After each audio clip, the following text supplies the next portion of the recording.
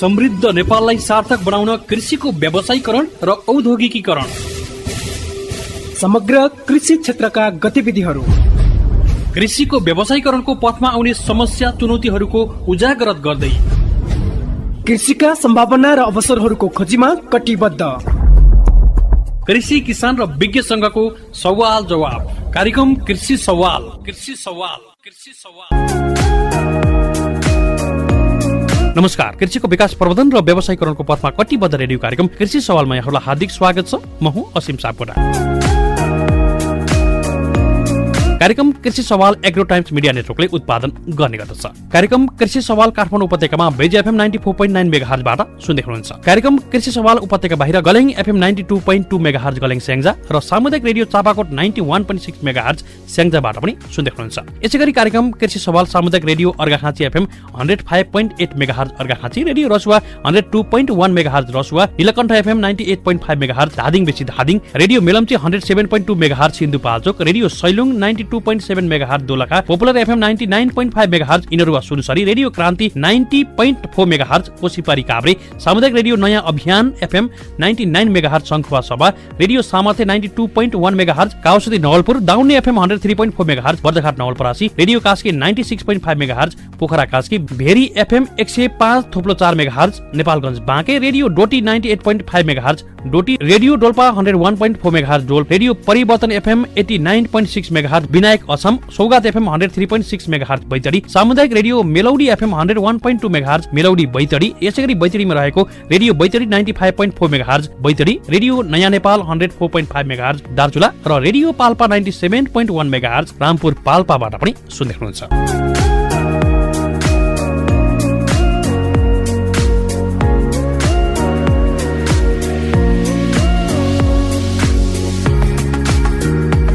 आज चाहिँ हामीले नेपालमा निर्यात जन्य बालीको अग्रपंक्तिमा आउने कफीको चर्चा गर्दैछौँ। करिब 8 दशक अगाडिदेखि नेपालमा कफी भित्रेको इतिहास छ। हिरागिरीले तत्कालीन समयमा नेपालमा कफीको बोट भित्र्याएर नेपालमा सुरुवात भएको देखिन्छ 1995 ताका, र नेपालमा अहिले हेर्ने भने कफीको वर्चस्व निकै राम्रो रहेको छ। धेरै ठाउँहरूमा कफीको उत्पादन भइराखेको छ र निर्यात जन्य बालीको अग्रपंक्तिमा कफी आउने गरेको छ। र आज हामीले कफीको चर्चा गर्दै गर्दा विशेषतः हामीले कफी दिवस मनाएका छौँ मङ्सिर 1 गते, र विशेषतः हामीले कफी दिवस मनाउँदै गर्दा युवाहरूलाई पनि रोजगार दिनुपर्छ भन्ने खालको सन्देश यो वर्षको कफी दिवसले नाराको रूपमा पनि अगाडि बढाएको थियो। आज हामीले हाम्रो सम्भाव्यताका कुराहरू सँगसँगै कफीलाई अझै हामीले थप प्रोत्साहन गर्ने, अझै उत्पादन गर्ने भन्ने चाहिँ अन्तर्राष्ट्रिय बजारमा समेत वर्चस्व कायम गरेको कफीको चाहिँ रोजगारसँग पनि जोड्न सकिन्छ है भन्ने खालको महत्त्वपूर्ण सन्देश यहाँहरूलाई दिने प्रयास गर्दैछौँ। नेपालको मुख्य निर्यातक बालीको रूपमा परिचित रहेको र अन्तर्राष्ट्रिय बजारमा समेत वर्चस्व कायम गर्न सफल भएको कफीको विस्तार हुने क्रम अझै बढ्दछ। कफी किसानलाई संरक्षण, प्रोत्साहन र व्यावसायिक कफी उत्पादनमा युवाको योगदान भन्ने नारासहित 17औं कफी दिवस हामीले भर्खरै मात्रै मनाएका छौँ मङ्सिर 1 गते। कफी उत्पादक किसान, कफीलाई उत्पादन बढाउनको लागि कफी स्टेट, प्रशोधक, त्यसैगरी विक्रेता, कफी उपभोक्ता र कफीलाई माया गर्ने सबै नेपालीहरूको लागि राष्ट्रिय पर्वको रूपमा रहेको कफी दिवसले यो वर्ष अझै उत्पादन बढाउने खालको कार्यक्रम अगाडि बढाउँदैछ। युवालाई लक्षित बनाएर अगाडि बढाएको कार्यक्रमले कतिको सार्थकता पाउँछ भन्ने विषयमा हामी छलफल गर्दैछौँ र हामीले विशेषतः कफीसँग रहनुभएका व्यक्तित्व अर्थात् राष्ट्रिय चिया तथा कफी विकास बोर्डका उपनिर्देशक डाक्टर लक्ष्मण पोखरेलसँग हामी कुराकानी गर्दैछौँ। उहाँलाई टेलिफोन लगाउने क्रममा पनि रहेका छौँ र कफीमा केही प्राविधिक समस्या पनि छन् उत्पादनतिर, र उत्पादनलाई हामीले गुणस्तरीय उत्पादन गर्यो भने बजारको समस्या छैन, अन्तर्राष्ट्रिय बजारको वर्चस्व राम्रो छ भन्ने खालको सन्देश आजको श्रृङ्खलामा दिने प्रयास गर्दैछौँ। र आज हामीले यति बेला राष्ट्रिय चिया तथा कफी विकास बोर्डका उपनिर्देशक डाक्टर लक्ष्मण पोखरेलसँग सिधा कुराकानी गर्दैछौँ नेपालको कफीको बारेमा। लक्ष्मण सर नमस्कार, यहाँलाई स्वागत छ। हेलो, हामी टेलिफोन लगाउने क्रममा रहेका छौँ। उहाँलाई टेलिफोन लगाउने क्रममा रहेका छौँ। टेलिफोन लागेको थियो तर कटिसकेको छ र हामी फेरि पनि उहाँलाई टेलिफोन लगाउने क्रममा रहेका छौँ। नेपालका सम्भाव्यता बोकेका ठाउँहरूमा कफी उत्पादन वृद्धि गरेर हामीले गुणस्तरीय उत्पादन गर्ने हो भने अन्तर्राष्ट्रिय बजारको आजको मागलाई मात्रै आधार मान्ने हो भने पनि हामीले लाखौं युवाहरूलाई रोजगार दिन सक्ने बलियो आधार देखिन्छ कफी क्षेत्रमा। कफी क्षेत्रमा लाग्ने विज्ञहरूका अनुसार विशेषतः नेपालको अर्गानिक कफी राम्रो उत्पादन गुणस्तरीय भयो भने विश्वमै अब्बल स्वाद दिन सफल भएको छ नेपालको अराबिका कफी भन्ने खालको कुराहरू पनि आइराखेको छ र यसलाई हामीले गुणस्तर मेन्टेन गरेर अगाडि बढाउने हो भने कफीको राम्रो प्रचुर सम्भावना रहेको छ। तर यहाँनिर आयातित कफीले स्थानीय कफीको बजार चाहिँ बिगारेको छ। यो अर्थमा कि नेपालमा केही विदेशी ब्रान्डका कफीहरूले ब्रान्डिङ गरेर नेपालका बजारलाई अथवा नेपालका सहरहरूमा चाहिँ पठाउने काम गर्दै गर्दा नेपाली उपभोक्ताले चाहिँ नेपाली कफी त्यति प्रयोग गर्न पाएका छैनन् अथवा नेपाली कफी त्यति देख्न पाइँदैनन्। यद्यपि निर्यातजन्य बालीको अग्रपङ्क्तिमा रहेको कफी विदेशमा चाहिँ आफ्नो वर्चस्व कायम गर्न सफल पनि रहेको छ र यो निर्यातको मात्रा अझै बढ्दो पनि छ। कफीको यो कोभिडको समयमा समेत हामीले निर्यातको मात्रा बढाएका छौँ र हामीले यति बेला टेलिफोन लगाइसकेका छौँ राष्ट्रिय चिया तथा कफी विकास बोर्डका उपनिर्देशक डाक्टर लक्ष्मण पोखरेल हामीसँग सिधा टेलिफोन सम्पर्क हुनुहुन्छ। हामी उहाँसँग कुराकानी गर्दैछौँ। लक्ष्मण सर नमस्कार, यहाँलाई स्वागत छ। धन्यवाद। सर, हामीले कफी दिवस मनायौँ। विशेषतः यो वर्षको कफी दिवसले अलिकति युवालाई बढी समेट्ने खालको नारा बोकेर अथवा नारा यहाँहरूले ल्याउनु भएको छ। कफी किसानलाई संरक्षण र प्रोत्साहन, व्यावसायिक कफी उत्पादनमा युवाको योगदान भन्ने नारासहित हामीले 17औं कफी दिवस मनाइसक्दा चाहिँ अब यो वर्ष हामीले यो नारालाई आत्मसात गरेर अगाडि बढ्दै गर्दा कफीको क्षेत्रफल बढाउन सक्ने आधार देखिन्छ। स्वाभाविकले असिमजी नेपालमा धेरै जमिन चाहिँ कफी प्लान्टेसन गर्न सक्ने किसिमको छ हैन। करिब 1995 सालमा कफी भित्रको कफी अहिले प्लान्टेसन नगर्ने रूपमा छ। अब तपाईको करिब 12 लाख हेक्टर जमिनमा हामी प्लान्टेसन गर्न सक्ने स्थितिमा रह्यौं। हजुर 62-63 हजार हेक्टरमा त हामी उच्च गुणस्तरको स्वाद भएको कफी नै निकाल्न सक्छौं प्लान्टेसन गरेर हैन। प्लान्टेसन गर्न सक्ने एरिया त्यस्तो छ। तर दुर्भाग्य भनौं या हामी सबै सरकारवालाहरू राज्यको तर्फबाट या सरकार निकायहरूबाट हामी एकबार पोलिसी लिएर अनि हामीले यो खेतीलाई चीजलाई चिनेनौं र हामी प्लान्टेसन बढाउन सकेनौं। अहिलेकै तथ्याङ्कलाई हेर्ने हो भने करिब 3000 हेक्टरमा मात्रै प्लान्टेसन भएको स्थिति छ। अहिले नेपालमा उत्पादन गरिरहेको अर्गानिक अराबिका कफी नेपालको तपाईको अर्थतन्त्रमा रोजगारी वृद्धिमा नै सघाउ गर्न सक्ने एउटा कोसेढुङ्गाको रूपमा साबित हुन सक्छ। प्रदेश नम्बर 2 मा बाहेक अधिकांश 7 वटा प्रदेश मध्ये 6 वटा प्रदेशको अधिकांश पहाडी भूभागमा यो कफी प्लान्टेसन गर्न सकिन्छ। अब माग पनि धेरै छ। अब तपाईको चाहिँ स्वाद पनि राम्रो छ। विदेशी बजारमा एकदम उच्च मूल्यमा बेच्न पनि सकिन्छ। त्यस्तो परिस्थितिमा हामीले प्लान्टेसन बढाउन सकेनौं। त्यही भएर अहिले चाहिँ 17औं कफी दिवसमा के फोकस गरियो भने अब यो रोजगारीका लागि युवाहरू बढी विदेशिएको स्थिति छ। खाडी मुलुकहरूमा गएर र आफ्नो श्रमलाई जबरजस्ती बेच्न बाध्य छन्। यति सम्भावना बोकेको कफीमा यहाँ युवाहरू अलि जागरुक तरिकाले लाग्ने, किसानहरूलाई संरक्षण र प्रोत्साहन गर्ने चाहिँ किसिमका चाहिँ रणनीतिहरू लिएर आउने, त्यो किसिमका कार्यक्रमहरू सबै प्रदेश स्थानीय सरकार अनि संघीय सरकार सबै सरकारवाला निकायहरू एनजिओ आइएनजिओहरूले आफ्ना सम्पूर्ण क्रियाकलापहरूलाई त्यसमा केन्द्रीकृत गरेर जाने हो भने प्लान्टेसनको एरिया बढाउन सकेर प्रोडक्सनको भोल्युम बढाउन सकिन्छ कि जस्तो लागेर हामीले त्यो किसिमको नारा तय गरेर त्यसरी चाहिँ अहिले 17औं राष्ट्रिय कफी दिवस सम्पन्न गरेका छौँ। जस्तो यहाँले भन्नुभएको छ हाम्रो गुणस्तरीय उत्पादन राम्रो सम्भावना छ। जस्तो उच्च कोटिको कफी चाहिँ हामीले उत्पादन गरिराखेका छौँ र विश्व बजारमा यसको माग पनि छ र वर्चस्व कायम पनि गरेका छ। अहिलेसम्म हामीले उत्पादन जति भए पनि बजार हुने अथवा अन्तर्राष्ट्रिय बजार चाहिँ सुनिश्चित छ भन्ने खालको अवस्था त छ नि है सर, अहिले अन्तर्राष्ट्रिय बजारको माग अनुसार पनि?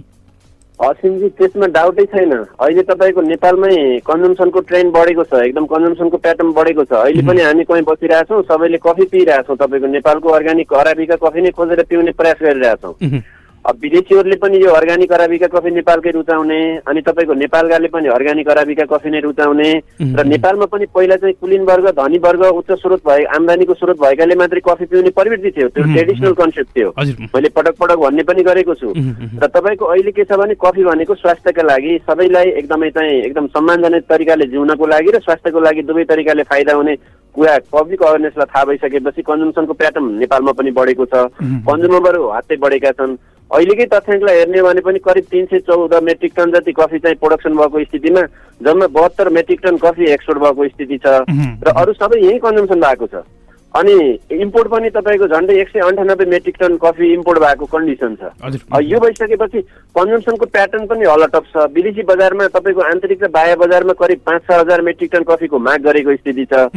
तर तपाईँको चाहिँ दुर्भाग्य भनौँ या नगण्य रूपमा उत्पादन भइसकेपछि हामीले यसलाई गुणस्तरको कुरा त अझ सेकेन्ड पार्ट हुने भयो। अहिले त तपाईँको चाहिँ माग मात्रै छ, उत्पादनै छैन। अनि त्यो भएर बजारको कुरामा मैले सम्पूर्ण किसान आमाबुवा दाजुभाइ दिदीबहिनी र कफीका सरोकारवालाहरूलाई कफीको बजार छैन भन्ने कुरामा चिन्तै नगर्नुहोस्, पहिला कफीको प्लान्टेसन र प्रोडक्सनतिरै लाग्नुहोस् भन्ने कुरा मैले आग्रह गर्न चाहन्छु। जस्तो उत्पादन राम्रो छ, सम्भावना पनि राम्रो छ, अलिकति बहुवर्षीय बाली भएको हुनाले केही समय वेटिङ चाहिँ गर्नु पर्यो। यद्यपि कफीले लामो समयसम्म निरन्तर रूपमा उत्पादन दिँदै गर्दा समृद्धसँग जोडिएको हाम्रो आर्थिक कुरा यो निरन्तरताको हिसाबले हेर्ने भने चाहिँ यो त पेन्सन सरह नै रहेछ नि है। अब तपाईँको यो हामी भन्ने गर्छौँ कि यो कफीलाई किसानको पेन्सन पनि भनियो। तपाईँको चाहिँ सुरुमा यो हामीसँग नेपालमा धेरै जमिन बेबारिसे छ। पहाडी एरिया हेर्नुहुन्छ भने अधिकांश जमिन खाली छ।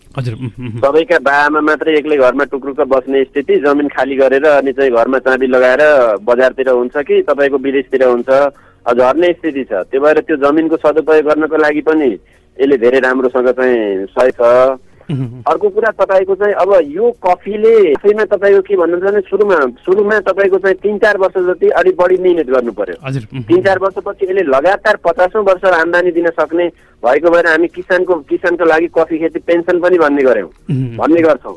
अब त्यो भइसकेपछि कस्तो छ भन्नुहुन्छ भने सुरुमा खारी बिरुवाहरू तपाईँको चाहिँ सबै कुराहरू ध्यान दिएर जाने भने यसमा इन्टिग्रेटेड क्रप्सहरू चाहिँ लिएर जाने भने अरू खेतीबाट पनि यससित सँगसँगै लिएर गएर त्यहाँबाट पनि आम्दानी जेनेरेसन गर्न सकियो। अनि त्यसपछि होमस्टेका कन्सेप्टहरू अहिले हामी भनेका छौँ।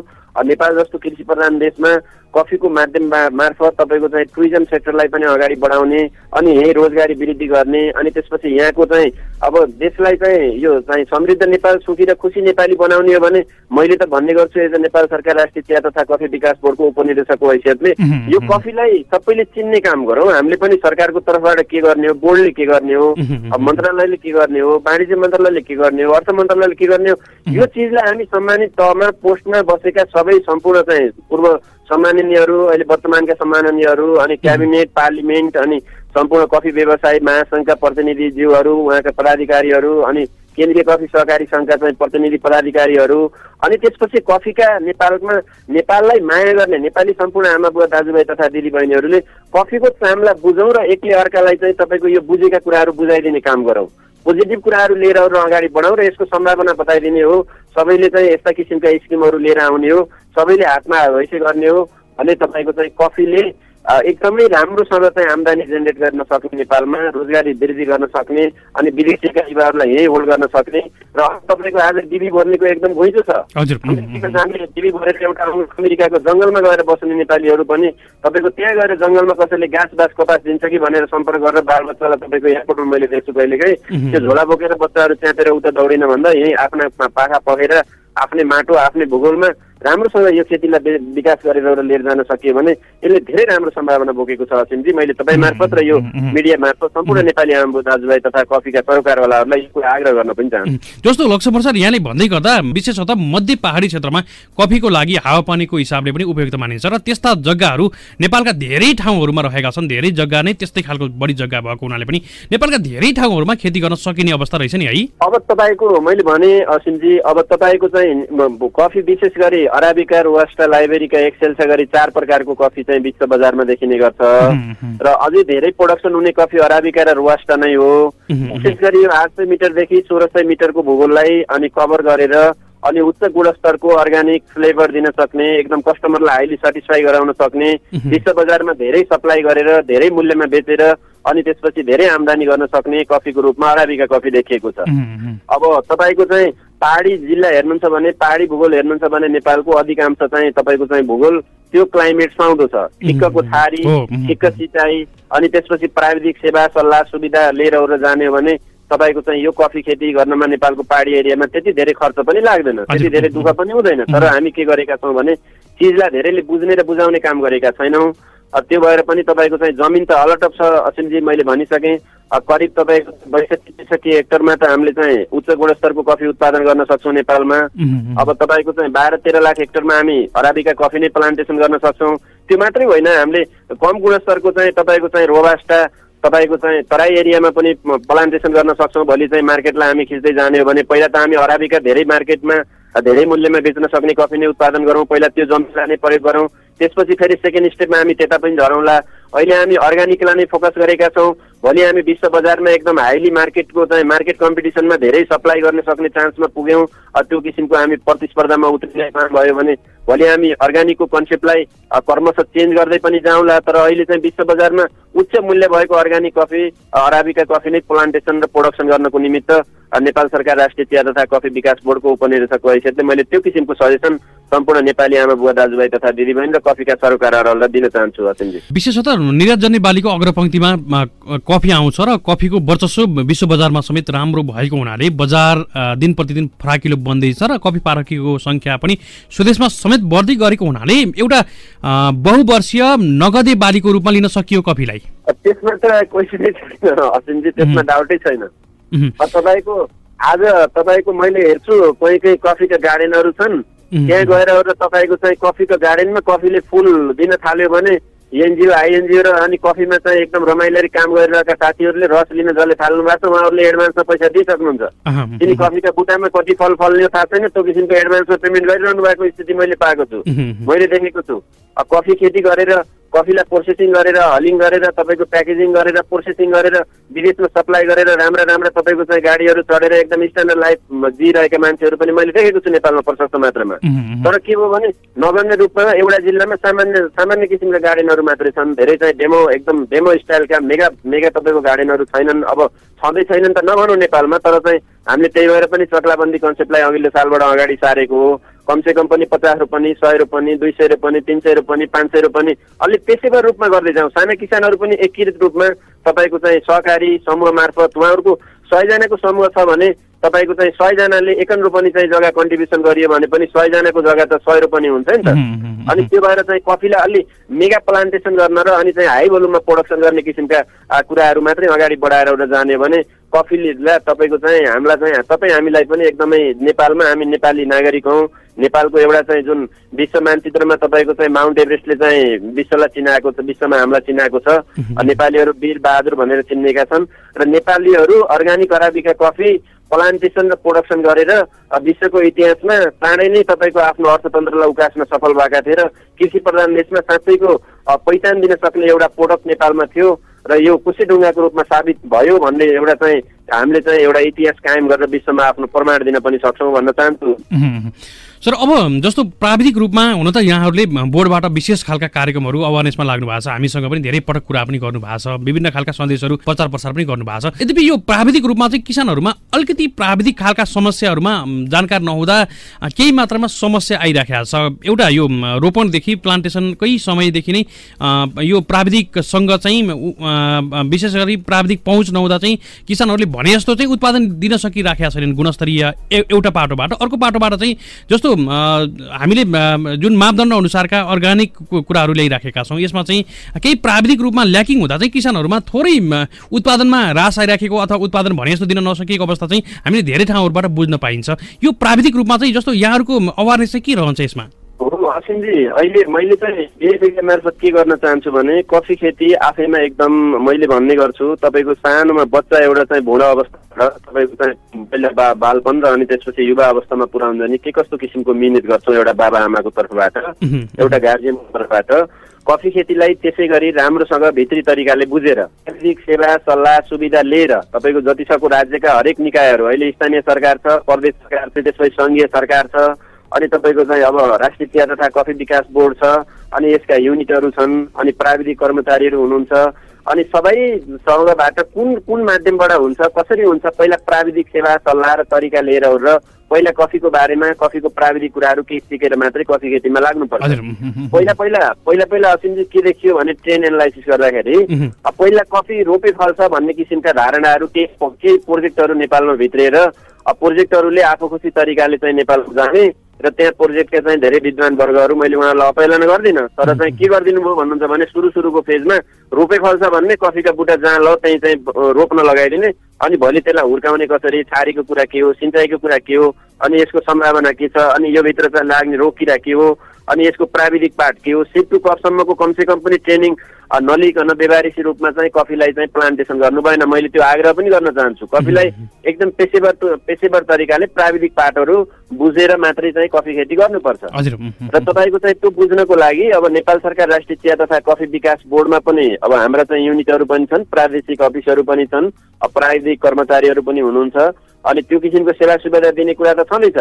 अब त्यसपछि तपाईँको चाहिँ जिल्लामा कृषि ज्ञान केन्द्रहरू छन्, कमसेकम पनि त्यहाँबाट न्यूनतम कुराहरू बुझेर जति सक्दो त्यसमा चाहिँ अब नेपालमा कफीको प्लान्टेसन बढ्दै गएछ, किसानहरू उत्साही हुने माहौल बन्दै गयो। अनि त्यसपछि यसमा चाहिँ सबै सरोकारहरू एकीकृत तरिकाबाट जाने, एनजिओ आइएनजिओबाट आएर कफीका चाहिँ विभिन्न एक्टिभिटिजहरू गर्दै रहँदाखेरि एकद्वार नीतिबाट अगाडि बढ्ने भने त्यसमा भोलि प्राविधिकहरू पनि थप्दै जाउँला। धेरै प्राविधिकहरू तपाईँको नेपालमा प्रोडक्सन गर्न सक्ने स्थिति रहन्छ, त्यसपछि त्यही अनुसारको सप्लाई गर्दै जाउँला। अहिले त के छ भने नगर्ने रूपमा मात्रै प्लान्टेसन भएको स्थितिमा प्राविधिकलाई हार्ड एन्ड फास्ट तपाईँको चाहिँ डे टु डे सर्भिसमा खटाउन सक्ने स्थितिमा पनि कस्ट मात्रै बढी आउने स्थिति छ। त्यो भएर पनि तपाईँको पहिला प्लान्टेसनको भोल्युम बढाउने किसिमको कामहरू गर्दैछौँ। तर त्यसमा चाहिँ जति सक्यो यही मिडिया मार्फत पनि मैले भने अहिले त आइटीको टाइम पनि हो, जतिखेर पनि जहाँ पनि सम्पर्क गर्न सकिन्छ। अनि तपाईँको भिडियो कलहरू गर्न सक्ने, अडियो कलहरू गर्न सक्ने, प्राविधिक सेवा सुविधाहरू टेलिफोन मार्फतै लिन सक्ने स्थिति पनि छ। त्यो भएर प्राविधिक सेवा सल्लाह र सुविधा अनुसार र तपाईँको चाहिँ कमसेकम पनि सिप टु कपसम्मको कुराहरू जानेर कफीको पहिलाको कुन फेजमा छौँ त हामी अहिले प्लान्टेसनको लागि, प्लान्टेसनको प्लान बनायो भने गार्डन कस्तो बनाउने हो, अनि त्यो किसिमको प्री वर्क तपाईँको प्री प्लान बनाउनु पर्यो, फ्रेमवर्क तयार पार्नु पर्यो। अनि त्यसपछि गएर र अहिले नर्सरी यहाँ हो भने नर्सरीलाई कसरी राम्रो बनाउने, अनि त्यसपछि प्लान्टेसन हामी कुन कुन एरियामा गर्ने, त्यो प्लान्टेसनमा सिडको कति आवश्यकता हुन्छ, सर्ट टर्म सिड र तपाईँको लङ टर्म सिड, अनि तपाईँको त्यो तयार गर्नु पर्यो। त्यसका लागि के बिरुवाहरू ठिक छ, उचित छ, अनि त्यहाँको भूगोल हावापानीले के कुरा रुचाउँछ, त्यो सबै कुराहरू फिजिबिलिटी स्टडी गरेर र अनि सिस्टममा छिरेर काम गर्यो भने कफीले आफूलाई दिगोपन पनि दिन्छ। कफी मार्फत हामी नेपाली सबैको चाहिँ कल्याण र उन्नति प्रगति पनि हुन्छ। निकै महत्त्वपूर्ण विषय यहाँले भन्नुभएको छ, किनकि नेपालका लाखौँ युवाहरूलाई रोजगार दिन सक्ने क्षेत्र कफी र कफीको केही प्राविधिक कुराहरू हामीले अथवा तालिम लगायतका कुराहरू ध्यान दिएर सुरुवात गर्ने भने पक्कै पनि सफल बन्न सकिन्छ यहाँले भन्नुभएको छ। एकदमै सम्भावना हुँदै गर्दा पनि अरू समस्याहरू चाहिँ के हुन सक्छन् सर यो क्षेत्रमा? हामीले जान्नै पर्ने कुराहरू कोही किसानले सुरुवात गर्दै हुनुहुन्छ अथवा गरिराख्नु भएको छ र उहाँहरूलाई केही कुरा पुगेको छैन भने चाहिँ प्राविधिक रूपमा कस्ता कस्ता समस्या हुन सक्छन्? प्राविधिक रूपमा हुने समस्या भनेको तपाईँको चाहिँ अब यो कफीले विशेष गरी तपाईँको चाहिँ अलि एकदमै के घमाइलो माहौल रुचाउने, तपाईँको छारी सिँचाइ हलुका तपाईँको धेरै घाम पनि होइन, धेरै पानी पनि होइन, होइन, अनि धेरै चिसो पनि होइन, धेरै तातो पनि होइन। अब यस्तो माहौल रुचाउने एरिया चाहिँ सेलेक्सन गर्नु पर्यो।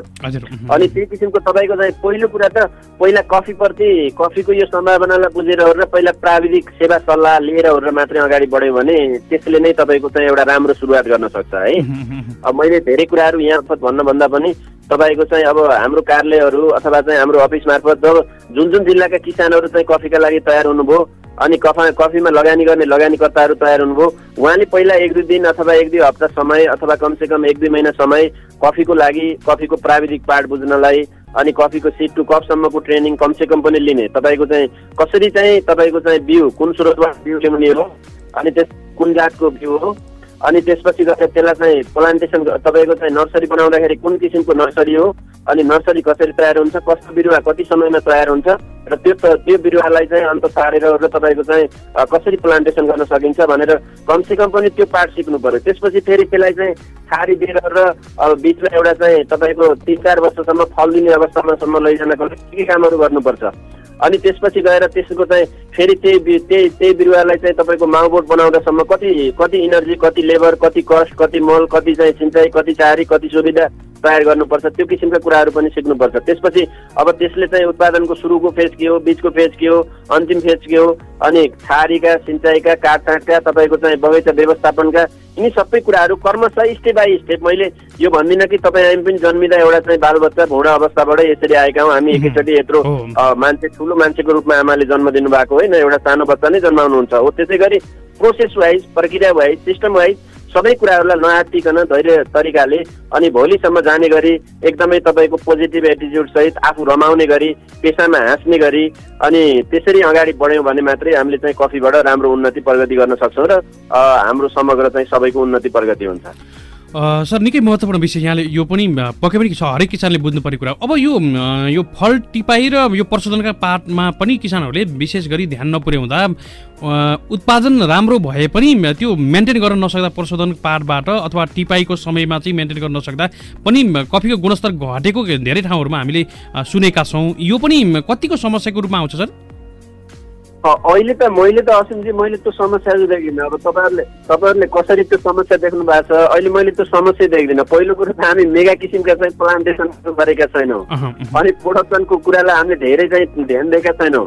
अहिले त तपाईँको चाहिँ कस्तो भने पहिला हामीले चाहिँ प्लान्टेसनको एरिया नै बढाउँ, अनि गार्डनहरू हाम्रा ठुल्ठुला बनाऊ, त्यसपछि चाहिँ गुणस्तरको कुरा प्राविधिक सेवा सल्लाह सुविधा हामी चाहिँ अब तपाईँको 500-600 रोपनीको डेमोन्स्ट्रेसन प्लट छ, त्यहाँको चाहिँ कफीको चाहिँ बगैँचा वेल तरिकाले व्यवस्थापन गर्नु पर्यो भने हामीले पनि एकजना प्राविधिकलाई त्यो टाइममै चाहिँ तपाईँको त्यो सेड्युल हेरेर कफीको चाहिँ 12 महिनामा के काम गर्नुपर्ने त्यो सेड्युल हेरेर त्यो गार्डनमै प्राविधिकै खटाउँला नि त। हामीले हाम्रो तर्फबाट गर्ने कुराहरू पनि गर्छौँ। त्यो भएर अहिलेको केसमा हेर्नुहुन्छ भने त्यस्तो मेगा किसिमका चाहिँ गार्डनहरू नभएको स्थिति छँदै छैनन् भन्न मिलेन नेपालभरि हेर्दाखेरि। तर पनि तपाईँको चाहिँ धेरै एकदमै पेसेवर तरिकाले गरेका केही गार्डनहरू मात्रै छन्। गुणस्तर कायम गर्ने सवालमा आफैमा तपाईँको चाहिँ अब एकदमै यो थोरै मात्रै प्रोडक्सन भएको भएर थोरै एरिया मात्रै प्लान्टेसन भएको भएर गुणस्तरको कुरा भन्दा पनि अहिले प्लान्टेसन र प्रोडक्सनको कुरालाई नै बढी ध्यान दिएर हो र त्यसपछि चाहिँ गुणस्तर कायम गर्दै प्राविधिक सेवा सल्लाह सुविधा जतिसक्दो हाम्रो चाहिँ नेपाल सरकार राष्ट्रिय चिया तथा कफी विकास बोर्डमा माग्नुभयो भने हामी एनी टाइम मेगा प्रोजेक्टहरू तपाईँको चाहिँ मेगा गार्डनहरूमा तपाईँको कुनै किसिमका समस्या आउने भयो भने हामी त्यसलाई चाहिँ सिस्टम वाइज चल्टाइदिन्छौँ। त्यही प्राविधिक खटाएर पनि हामीले चाहिँ गुणस्तर निकाल्ने गरेका सबै प्राविधिक कुराहरू त्यहाँ पनि सिकाइदिन्छौँ। सर निकै महत्त्वपूर्ण विषय यो पनि। अब हामी अन्तिम खण्डमा पनि आइसकेका छौँ। कफीको बिमा लेख जारी भएको छ, हामीलाई यो जानकारी पनि प्राप्त भइसकेको छ। यो पनि अझ कफी क्षेत्रमा लाग्नेहरूको लागि एउटा थप यो रिस्क चाहिँ कम छ है भन्ने खालको सन्देश पनि रह्यो। लक्ष्मण सर, अब अन्तिम खण्डमा विशेषतः युवाहरूलाई लक्षित गरेर विभिन्न खालका कार्यक्रमहरू ल्याउँदैछौँ अथवा युवालाई नै समेट्ने खालको नारामा पनि यहाँहरूको यो देखिया थियो। अहिले हामीले 17औं कफी दिवस मनाउँदै गर्दा जस्तो युवालाई साँच्चीकै समेट्नको लागि कार्यक्रम चाहिँ कस्ता रहन्छन् यो सालको लागि चाहिँ? अब हामीले धेरै छलफलहरू अगाडि बढाइरहेछौँ। अब मेन कुरा के गर्नुपर्ने छ भने असिमजी सबै हामी कफीमा जसले काम गर्छौँ नि नेपालमा एनजिओको तर्फबाट आइएनजिओको तर्फबाट तपाईँको चाहिँ सब्सिडी लिएर आएर र तपाईँको चाहिँ अनि काम गर्ने कफीमा चाहिँ स्रोतहरू लगानी गर्ने सबै जोजन छौँ हामी। सबै एकीकृत वेमा हौ, त्यसपछि ट्याक्स डिभिजन गरौँ अनि जतिसक्दो किसानहरूलाई संरक्षण र प्रोत्साहन गर्ने किसिमका चाहिँ कार्यक्रमहरू आगामी वर्ष चाहिँ हामी लन्च गरौँ। अनि युवाहरूलाई नेपालमै प्रोटेक्सन गर्ने र चाहिँ नेपालको कफीमा एकदमै दत्तचित्त भएर एकदमै हाम्रो यहाँ जीवन सुनिश्चितता छ। हामी यही रोजगारी क्रिएसन गरेर यही बालबच्चा जन्माउन सक्छौँ, यही हुर्काउन सक्छौँ अनि यसबाट हामी चाहिँ एकदमै भोलि ठुल्ठुला उद्योगपति बन्न सक्छौँ भन्ने किसिमका माहौल दिने गरी सबैले एकीकृत मोडलबाट कार्यक्रमहरूलाई चाहिँ नहप्पिने माहौल बनाउँदै अनि चाहिँ आफ्नो भएको चाहिँ रिसोर्सलाई अप्टिमम लेभलमा युज गरेर र अगाडि गएर र सबैले कार्यक्रम लिएर आउँ र अनि त्यो किसिमको चाहिँ यो कफी किसानहरूलाई संरक्षण र प्रोत्साहन गर्दै अनि व्यावसायिक कफी खेती उत्पादनमा युवाहरूलाई नै चाहिँ युवाहरूको योगदान हुने किसिमको माहौल बनाऊ भनेर त्यो किसिमको हामी छलफलहरू चलाइरहेका छौँ। अब आगामी बजेटहरू नेपाल सरकार राष्ट्रिय चिया तथा कफी विकास बोर्डले ट्रेडमा फ्यासिलिटेसन गर्ने, कोअर्डिनेसन गर्ने, पोलिसी बनाउने हो, तपाईँको स्ट्राटेजीहरू भिजन र मिसन तयार गरिदिने हो, त्यहाँनिर कुनै समस्या आयो भने फ्यासिलिटेसन गरिदिने हो, कोअर्डिनेसन गरिदिने हो। त्यही किसिमको अहिले चाहिँ नारा यही भएर यसरी लन्च गरेका छौँ। हामीले जतिसक्दो चाँडो चाहिँ कफी नीति पनि अनि संशोधन गरिदिने, कफी नीति 2060ले धेरै सरोकारवालाहरूको चाहिँ सबैको कुराहरूलाई समेट्न सकेन कि अथवा चाहिँ समय सापेक्ष हुन सकेन कि भनेर त्यो कफी नीतिलाई पनि संशोधन गर्ने कुरा गरेका छौँ।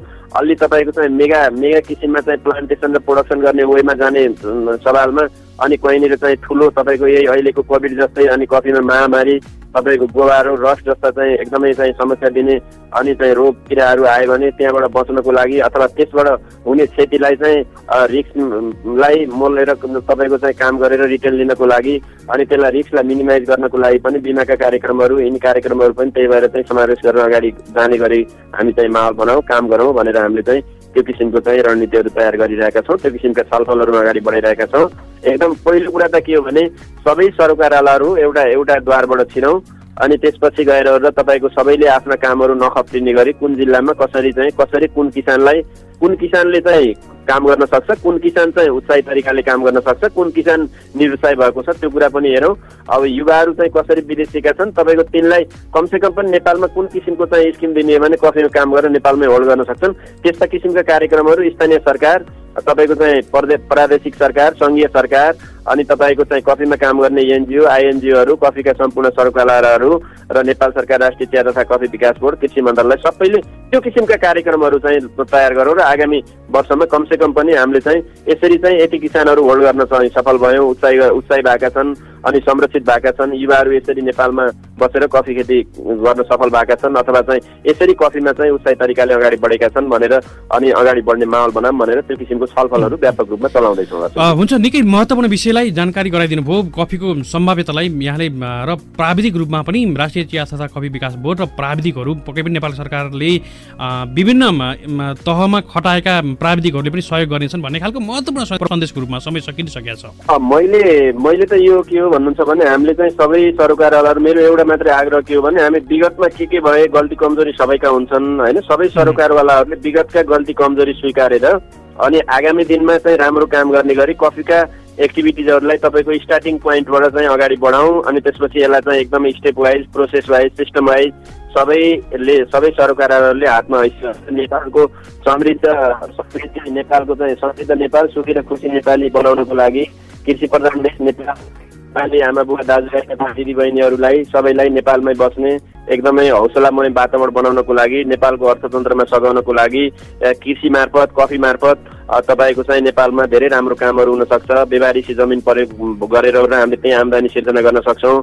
अनि यो तपाईँको चाहिँ अहिले चाहिँ एकदमै पल्युसन बढेको छ, त्यसलाई चाहिँ तपाईँको बचाउनको लागि पनि तपाईँको चाहिँ कफीले एउटा कफीमा चाहिँ बोट बिरुवाहरू हुर्काउँदै रहँदाखेरि तपाईँको छारी अनि तपाईँको यो वातावरण पनि संरक्षण हुन सक्ने स्थिति र त्यो मार्फत चाहिँ राम्रो आम्दानी गर्न सक्ने भएकोले हामीले चाहिँ राम्रोसँग चाहिँ यसमा एकदमै पोजिटिभ एटिच्युड सहित सबै अगाडि बढौँ, सबैले हातमा ऐसे गरौँ, हातेमालो गरौँ, सबै युवाहरूलाई नेपालमै राखौँ, सबै किसानहरूलाई संरक्षण गरौँ, सबै सरकारवालाहरूले कफीमा बजेट छुट्याउँ सरकारी निकायबाट गैर सरकारी निकायबाट अनि सबैले आफ्नो आफ्नो एरियामा कफीको चाहिँ कफी प्लान्टेसन गर्न सक्ने एरियालाई सिलेक्सन गरौँ। प्राविधिक सेवा सुविधा सल्लाह चाहिँ चाहियो भने नेपाल सरकार राष्ट्रिय चिया तथा कफी विकास बोर्डलाई चाहिँ एकदमै हामीलाई सम्झाइराखौँ अनि त्यसपछि गएर कस्ता किसिमका नीति रणनीतिहरू बनाउनु पर्ने हो त्यो किसिमका सजेसनहरू दिइरहनुहोस्। जतिसक्दो चाँडो कफी नीतिहरू राम्रा कफी नीतिहरू बनाऊ, किसानहरूलाई संरक्षण गरौँ अनि कफी खेतीलाई चाहिँ कफीको प्लान्टेसन एरिया बढाउँ अनि प्रोडक्सन बढाएर तपाईँको चाहिँ विदेशमा अधिक मात्रामा नेपालको कफी सप्लाई गरौँ र चाहिँ अर्ग्यानिक अराबिका कफीको रूपमा नेपाललाई विश्वभरि चिनाउँ र त्यो मार्फत चाहिँ हाम्रो अर्थतन्त्रलाई सुधारेर नेपाल जस्तो देशको चाहिँ समृद्ध र सुखी नेपाली सधैँभरि बनाउने किसिमको माहौल बनाऊ भन्ने आग्रह गर्न चाहन्छु। हुन्छ सर, निकै महत्त्वपूर्ण विषयलाई यहाँले सार दिनुभयो र यो प्रबन्धनको लागि कफीका कुराहरू उठाउनको लागि हामी पक्कै पनि रहन्छौँ र केही दिन पछाडि आवश्यक पर्यो भने यहाँसँग फेरि स्टुडियोमै बसेर पनि छलफल गरौँला भन्दै अहिले कुराकानीमा जोड दिनुभयो। हामी धेरै आभारी छौँ। यहाँलाई कृतज्ञ ज्ञापन गर्दै बिदा गर्न चाहन्छौँ। नमस्कार। हुन्छ, धन्यवाद असिमजी। हजुर, हामीले यति बेला बिदा गरिसकेका छौँ। हामीसँग कुराकानीमा हुनुहुन्थ्यो राष्ट्रिय चिया तथा कफी विकास बोर्डका उपनिर्देशक डाक्टर लक्ष्मण पोखरेल। विशेष गरी नेपालमा कफीको सम्भाव्यतालाई नजिकबाट हेर्दै गर्दा आज मात्रै विश्व बजारको मागलाई आकलन गर्ने भने हामीले लाखौँ युवाहरूलाई रोजगार दिन सकिन्छ र यो वर्ष 17औं राष्ट्रिय कफी दिवस मनाउँदै गर्दा चाहिँ युवालाई रोजगार दिने खालको नाराले पनि जनाएको छ। अर्थात् कफी किसानलाई संरक्षण र प्रोत्साहन, व्यावसायिक कफी उत्पादनमा युवाको योगदान भन्ने नारालाई आत्मसात गर्दै अगाडि बढेको यो वर्षको नारा चाहिँ पक्कै पनि युवामा केन्द्रित होस् र युवालाई कसरी समेट्दै हुनुहुन्छ भन्ने विषयमा हामी कुराकानी गर्दैथ्यौँ।